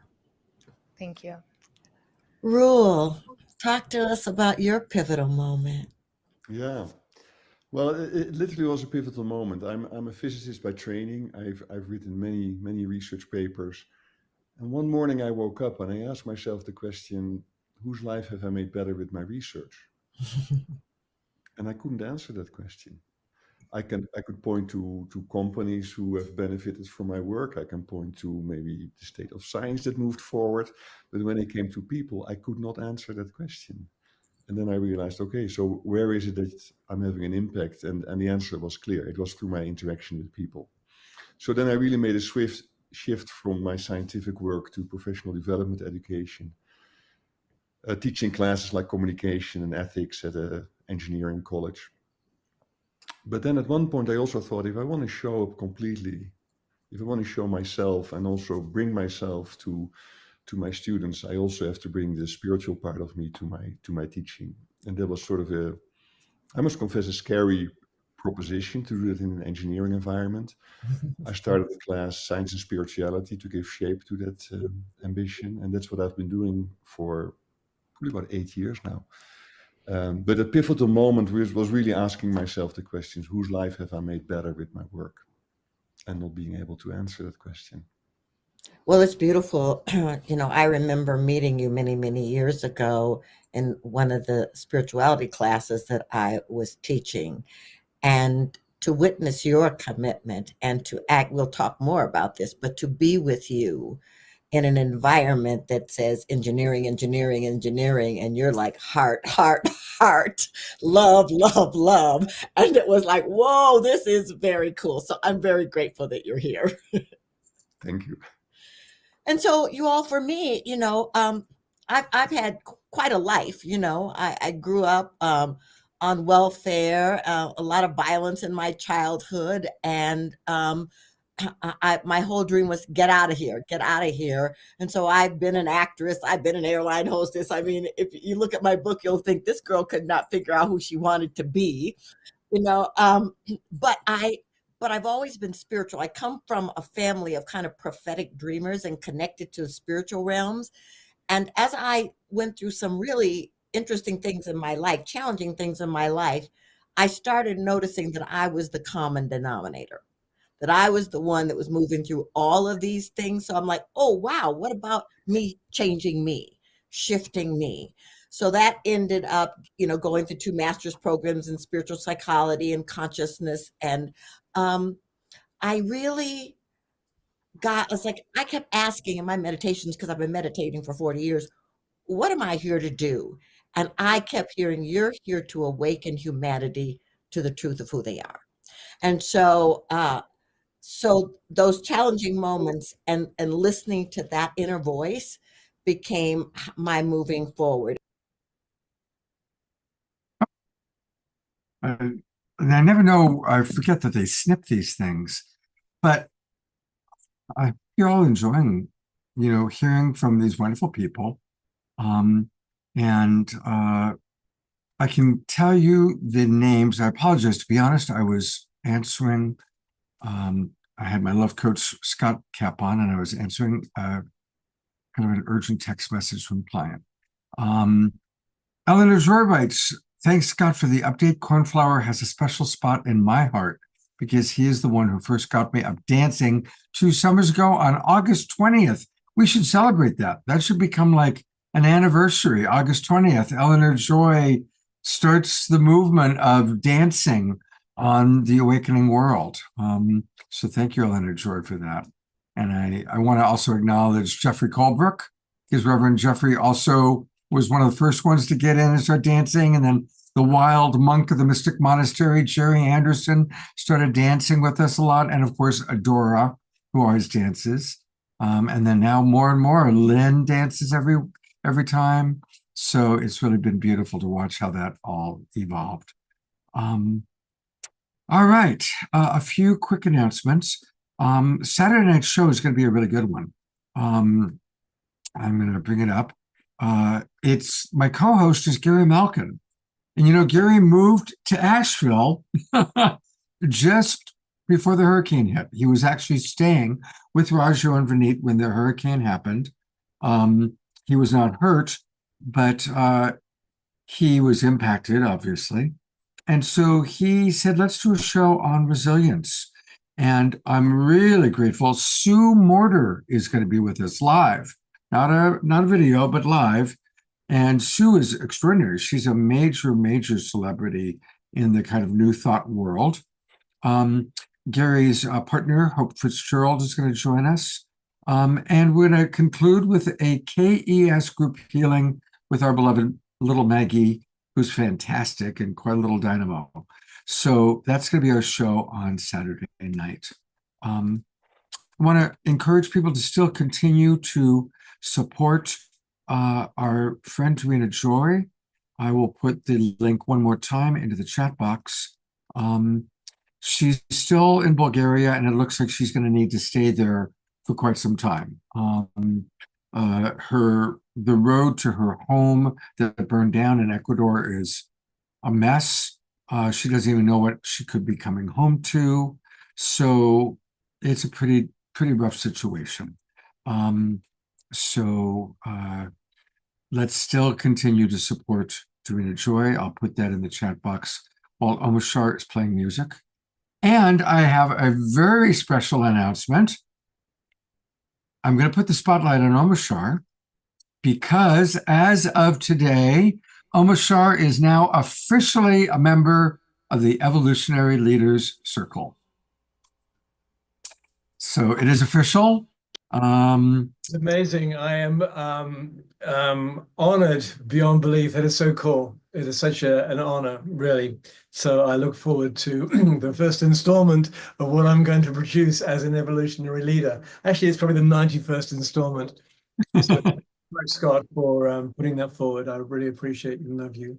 Oh, well, we love you very much. And you've become such a big part of this bigger world, not just the Global Peace Tribe, but all of our different colleagues that we work with, Unity. It's amazing. It's because all of it has not been predestined. Has been predestined, but it's just we have risen in frequency over the years to a place where we've just all symbiotically come together.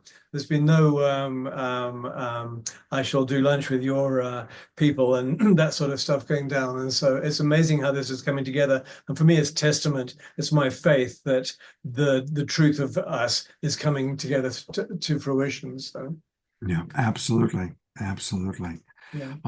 Well, congratulations, brother. Thank you so much. Absolutely. Oh, so he's asking about Piper. Piper's watching the show on Facebook tonight. Hi, Piper. She's had a rough few days health-wise. Her energy level's been lower. But I texted with her today and she sent her love. And she said she'd be watching on Facebook, but she wasn't up for being on camera or being in the Zoom room tonight. Yeah. So Maximum Grace Piper. And did you find out who the woman doing the podcast, who's her name? I will get it for you right now. That was, hold on one second.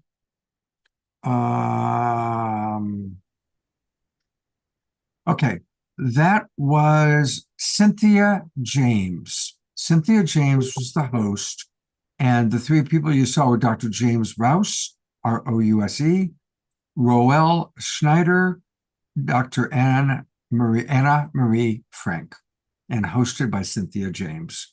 I'll put the link to that little segment if you want to watch it again into the chat box. There you go. And also, dear Piper, there's about 10 in the chat box love transmissions to thee right now. So I'm just passing that on. You know, people had asked for us to do prayer, and let's do that before your song, actually. Let's just take a moment. I'm going to go to gallery view, actually. And let's drop into prayer. Take a few deep breaths. Harness and channel your inner Christ consciousness, your inner Mary Magdalene, your inner Bugs Bunny, whatever your spiritual archetype might be. They're all God, all fingers of God, as Neil pointed out. And we are sending maximum grace to Piper. Maximum grace to Piper Dellups. Maximum grace to beloved Darina Joy in Bulgaria. Maximum grace to all those impacted by the hurricanes. Maximum grace to the people in Gaza, in the Middle East. Maximum grace to the people in Ukraine. And one more time, maximum grace to our 80th birthday friend, Dia Therese. Maximum grace to Dia Therese. Bless us all. And Omashar, take it away, brother.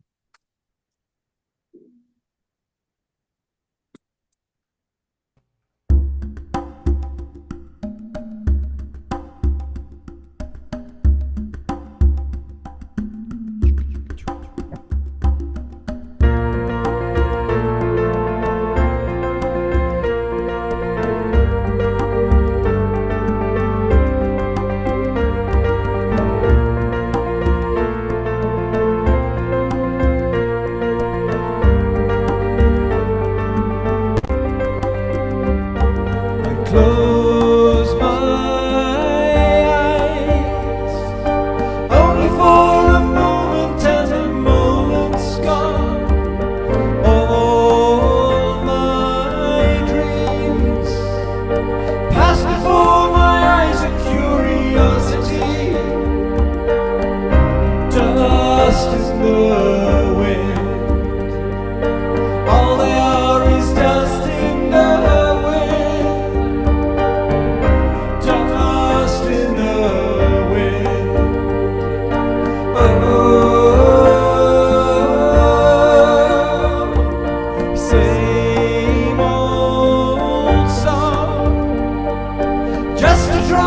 water in an endless sea.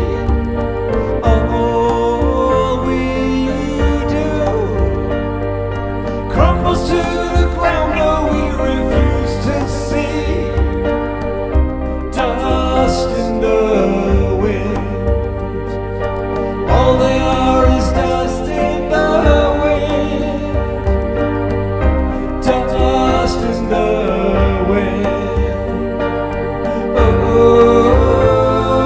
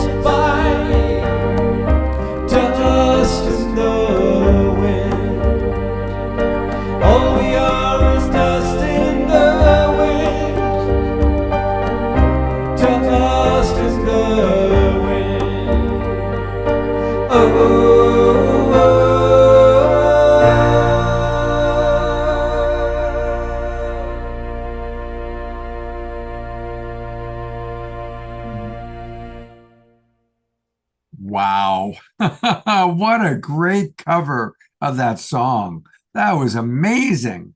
Absolutely amazing. Good job, Omashar. Beautiful. Wow. We're so blessed to have Omashar.